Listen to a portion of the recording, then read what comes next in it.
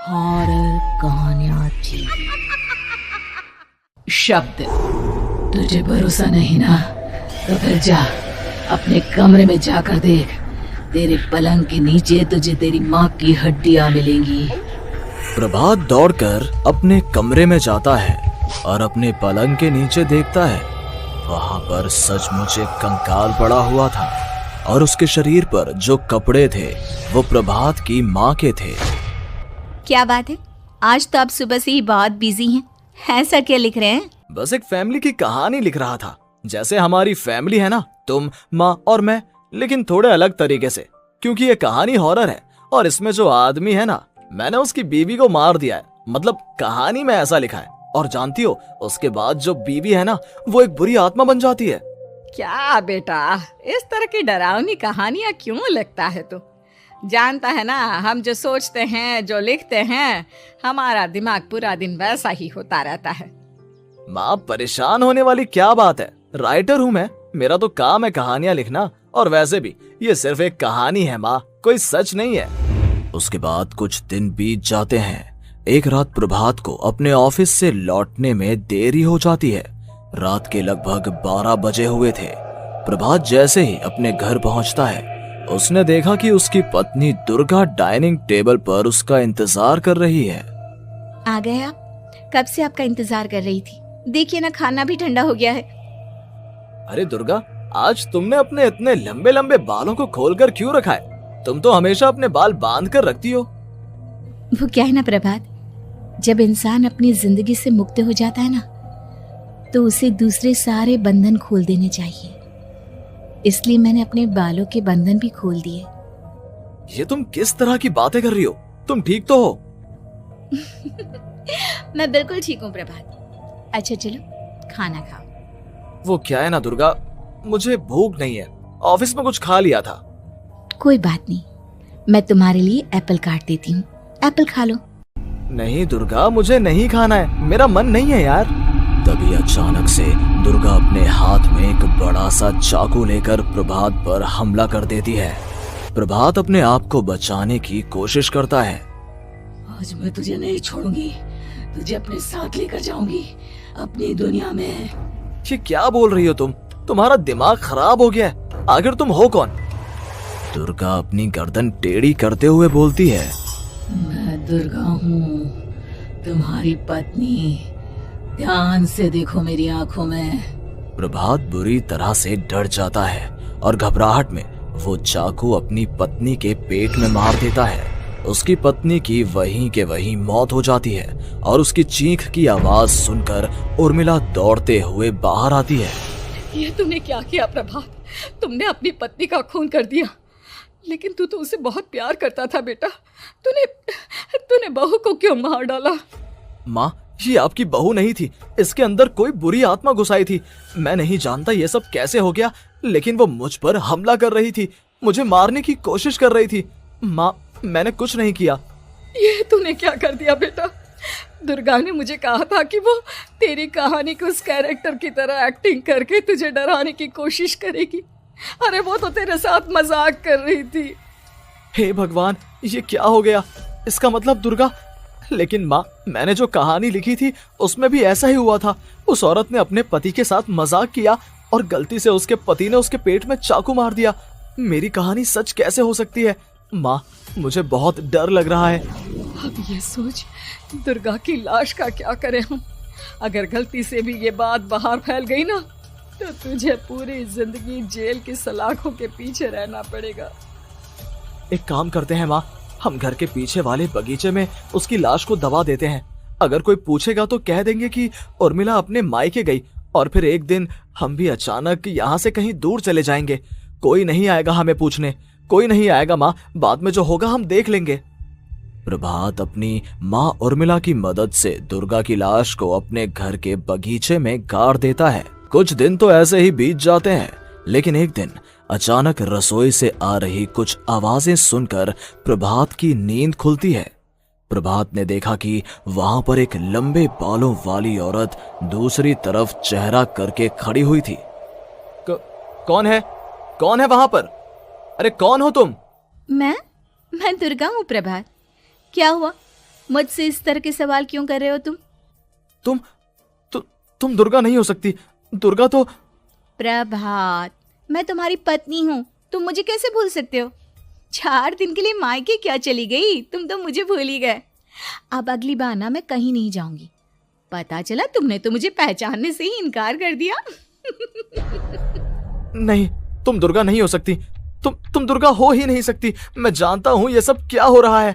मैंने अपनी कहानी में लिखा था कि उस आदमी की पत्नी की मौत के बाद एक बुरी आत्मा उसका रूप लेकर उसके घर में आ जाती है। तुम वही हो ना?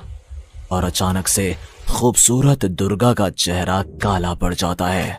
उसकी आंखें लाल हो जाती हैं और पूरे शरीर पर बाल, लंबे नुकीले नाखून, उसके दोनों पैर उल्टे हो जाते हैं और बेहद डरावनी आवाज में वो चिल्लाकर कहती है, बुरी आत्मा, मेरा खून करके मुझे अपने ही घर में गाड़ कर तू मुझे बुरी आत्मा कह रहा है? मैं तुझे छोड़ूंगी नहीं। और अचानक से प्रभात के घर में बेहद डरावनी आवाजें गूंजने लगती हैं। घर में चारों तरफ बहुत सारी बुरी आत्माएं नजर आने लगती हैं। प्रभात घबरा कर अपनी माँ को आवाज देता है, माँ कहाँ है आप? जल्दी आइए माँ, देखिए ना ये सब क्या हो रहा है। प्रभात ने देखा कि अचानक से उसकी माँ कमरे से दौड़ कर आती है। क्या हुआ प्रभात? और ये लोग कौन है? इन सब की गर्दन टेढ़ी क्यों है? इनके बाल खुले हुए। प्रभात, ये सब लोग तो मुझे मरे हुए नजर आ रहे हैं। हाँ माँ, ये सब लोग मरे हुए ही हैं और ये ठीक वैसा ही हो रहा है जैसा मेरी कहानी में हुआ था। लेकिन मेरी कहानी के हिसाब से तो आप भी। अचानक से उर्मिला का रूप बदल जाता है। वो भी एक डरावने साए की तरह बन जाती है और बेहद डरावनी आवाज में चिल्ला चिल्ला कर कहती है, मर गई तेरी माँ। जानता है, कल रात जब तू सो रहा था ना, तो मैंने उसके शरीर का सारा खून पी लिया। अब बस हड्डियां बची है उसके शरीर में। नहीं, ऐसा नहीं हो सकता। ऐसा बिल्कुल नहीं हो सकता। मेरी माँ नहीं मर सकती। तुझे भरोसा नहीं ना? तो फिर जा, अपने कमरे में जाकर देख। तेरे पलंग के नीचे तुझे तेरी माँ की हड्डियां मिलेंगी। प्रभात दौड़कर अपने कमरे में जाता है और अपने पलंग के नीचे देखता है।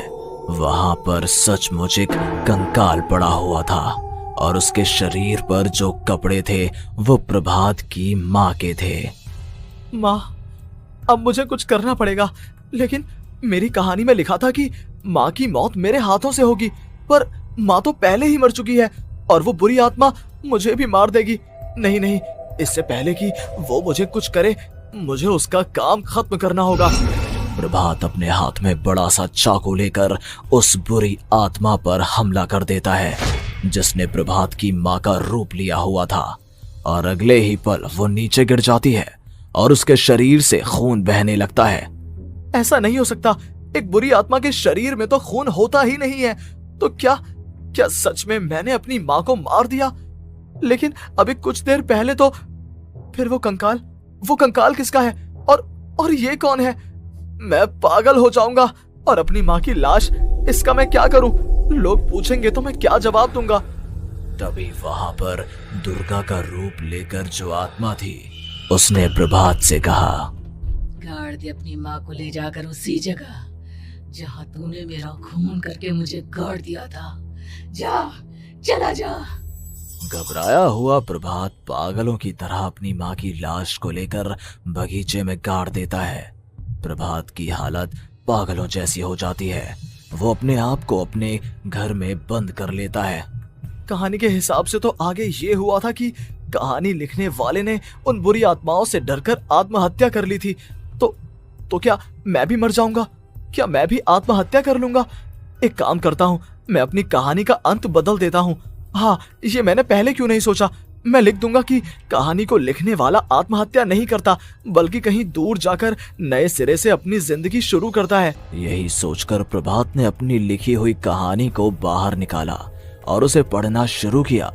ये देखकर वो हैरान रह गया कि कहानी का क्लाइमैक्स तो किसी ने पहले ही बदल दिया था। ये क्या? इसमें तो लिखा हुआ है कि आखिर में उस लेखक की पत्नी और माँ दोनों बगीचे में जिंदा दफन थे।